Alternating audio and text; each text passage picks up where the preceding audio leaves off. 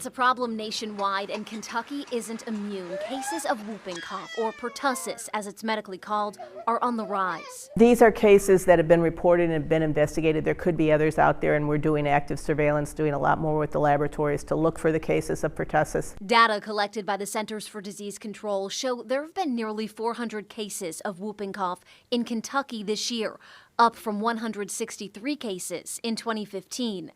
Since August, there have been 10 cases in Louisville, and health officials say most of those are from children getting sick from adults. Don't let anybody cough around your child, especially if that cough's been going on for 2 weeks or more. You need to get tested for pertussis. The disease spreads easily and sometimes starts out like a normal cold, but progresses to cause violent coughing fits in children. In infants, pertussis usually produces a whoop, which is why it's called whooping cough. And then they stop breathing. Medical professionals say the vaccine doesn't stay in your system forever. Boosters are needed.